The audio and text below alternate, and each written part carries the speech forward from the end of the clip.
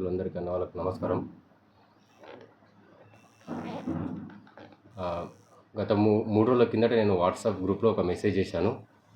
అది ఎన్ఎం శ్రీనివాస్ రెడ్డి గారి గురించి. అయితే ఇక్కడ పాలమూరులో భూ కబ్జాలు, ఇంకోటి దందాలు, సెటిల్మెంట్లు ఇలాంటివి చాలా జరుగుతున్నవి.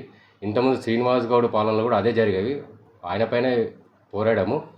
ఇప్పుడు కూడా అదే ఆ శ్రీనివాస్ గౌడ్ మనుషులే వీళ్ళు ఇక్కడ ఇదే పార్టీలోకి వచ్చి ఎన్ఎం శ్రీనివాస్ రెడ్డి గారిని బదలాం లేపే ప్రయత్నం చేస్తున్నారు. కొందరు ఒక బ్యాచ్ ఉంది, మొత్తం ఒక 10-15 మంది. వాళ్ళందరూ రోజు ఇదే పని, ఎక్కడ ఈ ప్రభుత్వాన్ని ఎక్కడ బదలాం చేయాలి, ఎన్ఎం శ్రీనివాస్ రెడ్డి గారిని ఎక్కడ బదలాం చేయాలని ఒక ఊహాగానంతో వాళ్ళు పనిచేస్తున్నారు. అయితే దీన్ని సంబంధించిన కొంచెం అంటే నిజమైన కార్యకర్తలను గుర్తించకుండా వాళ్ళకు నష్టం చేసే విధంగా ఇప్పుడున్న టీఆర్ఎస్ నాయకుల వాళ్ళ మాటలు నమ్మి వీళ్ళు అదే రీతిలో పోతున్నారు. కాబట్టి ఆ బాధతోనే నేను నిజమైన కార్యకర్తలకు పనిచేస్తే వాళ్ళు ఇంకా రేపు భవిష్యత్తులో ఇంకా ఎక్కువ నాయకుల కొరకు ఎక్కువ పనిచేస్తారు. అయితే ఇందులో కూడా ఎవరి ఒత్తిడి కూడా లేదు. మీడియా ముఖంగా ఎన్ఎం శ్రీనివాస్ రెడ్డి గారు అంటే చాలా మంచి వ్యక్తి. ఎందుకంటే ఇంతకుముందు 2 సంవత్సరాల పీరియడ్లో కూడా పనిచేశాడు ఆయన.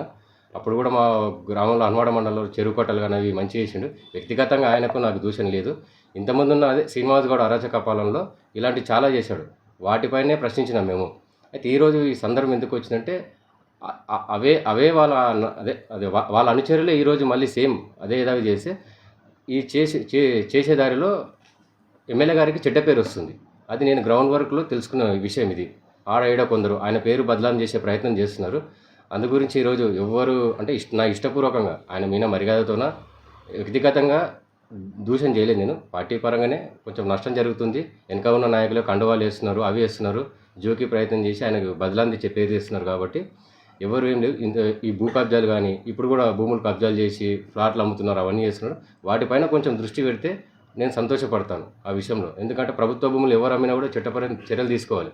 వాళ్ళకు కొంచెం ఇండక్షన్ ఇచ్చి అంటే వార్నింగ్ ఇచ్చి వదిలేసి ఇంకోసారి లేచి చట్టమైన చర్యలు తీసుకుంటామని చెప్తే మేము కూడా సంతోషపోయాం. ఎందుకంటే ఇంతకుముందు శ్రీనివాస్ కూడా అదే పోరాటం చేసాం. ఇప్పుడు అదే నడిస్తే ప్రభుత్వ భూమి అమ్మితే ప్రజలకు నష్టం జరుగుతుంది.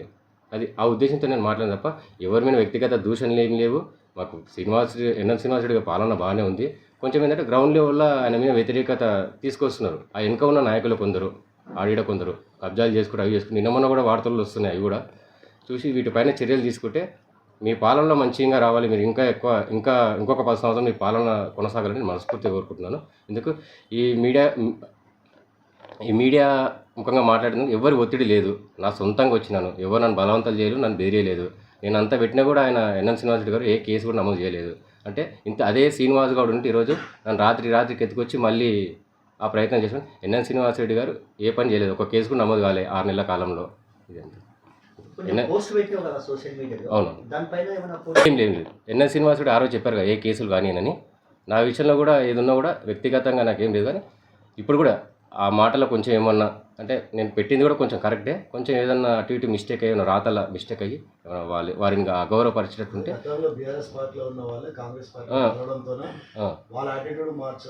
మార్చాలి. అంటే ఇప్పుడు ఎమ్మెల్యే గారికి ఇంతకుముందున్నది తెలియదు. మేము ఇంతకుముందు ఉన్నప్పుడు వాళ్ళతో కొట్లాడాం కాబట్టి అందరి గురించి మాకు తెలుసు కొంచెము. ఎందుకంటే వాళ్ళు అదే చేస్తున్నారు. మా వెనక ఎమ్మెల్యే ఎన్ఎం శ్రీనివాస్ రెడ్డి ఉన్నారు, ఇంకా కొంత నాయకులు ఉన్నారు, చూసుకుంటాము అదని వసూళ్ళకు కానీ దందాలు కానీ సెటిల్మెంట్ కానీ ఇటువంటి బెదిరించే ప్రయత్నాలు చేస్తున్నారు. కొంచెం వాటిని అదుపులో పెట్టుకుంటే ప్రజాపాలన అనేది ఇంకా ముందుకు సాగుతుంది. మళ్ళీ ఈ విషయం స్పష్టంగా ఎన్ఎం శ్రీనివాస్ రెడ్డి గారు మంచోడు, మంచి వ్యక్తిగతంగా మంచి వ్యక్తి, మళ్ళీ డైరెక్ట్ ఎమ్మెల్యే గారి దృష్టికి ఏం జరుగుతుందని ఒక పని తీసుకెళ్లారా? ఇంకా తీసుకెళ్ళడానికి ఇక పోవడానికి అక్కడ ఆస్కారం లేనటువంటిది. సోషల్ మీడియాలో పెట్టి ఇంత వైరల్ చేసేవారు మీరు డైరెక్ట్ ఎమ్మెల్యేని అందరూ అన్ని పార్టీలు కలుస్తున్నారు, అన్ని పనులు చేసుకుంటున్నారు. అవును, మరి మీరు పోయి డైరెక్ట్ విషయాలను చెప్పడానికి మీకేం అభ్యంతరం? ఇంకా అది అంటే ఇక ఇట్లా పెడితే నన్ను స్పందిస్తారేమనుకో. రోజు వాట్సాప్లో పెట్టి అక్రమాలపై ఎవరు స్పందించకపోతే ఇంకా అడవైనా చేసేది ఉందని ఇలా నేను టైప్ చేశాను.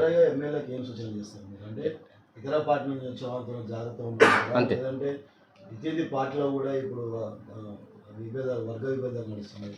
తర్వాత ఎమ్మెల్యేని ఎట్లా బదలాం చేస్తున్నారు దాని మీద మీరు ఎమ్మెల్యేకి ఏం సూచన చేయాలి? కొందరు వ్యక్తులు ఇప్పుడు కూడా శ్రీనివాస్ గౌడ్ మనుషులే మొత్తం నడిపిస్తున్నారు అని నేను అనుకున్నా. అంటే ఆ యాటిట్యూడ్ వాళ్ళకి చూస్తున్నా, ఇంతకుముందు చూసినా ఇప్పుడు చూసినా కదా, వాళ్ళే వేస్తున్నారు. ఇక్కడ నిజమైన కార్యకర్తలకు వాళ్ళకు పని చేస్తే వాళ్ళతో అవసరం లేదు వీళ్ళకు. వాళ్ళు పని చేస్తే ఆయన నాయకత్వం ఇంకెక్కువ ప్రొజెక్ట్ చేస్తారు. వాళ్ళ ద్వారా ఇంకో 10 మందికి లబ్ధి చేరుకునే పనులు చేస్తే నేను అనుకుంటున్నా ఆ విషయం. అయితే ఇంకా ఈ ఎమ్మెల్యే గారి పైన ఒకవేళ ఆయన మనసు బాధపడి కించపరిచినట్టుంటే క్షమించండి నన్ను పెద్ద మనసుతోన. నాకు వ్యక్తిగతంగా ఎవరితోనూ విభేదాలు లేవు. మీ కొరకు ఇంకా ఎక్కువ రోజులు ఎక్కువ పని చేస్తాను నేను కష్టపడి. కానీ తప్పు జరిగితే మాత్రం సహించలేను నేను. అది నా వీక్నెస్ పాయింట్ అది. ఇట్లా మీ మీద బదలాం లేపే ప్రయత్నం చేస్తున్నారు. దాన్ని కొంచెం నివారించండి అంతే.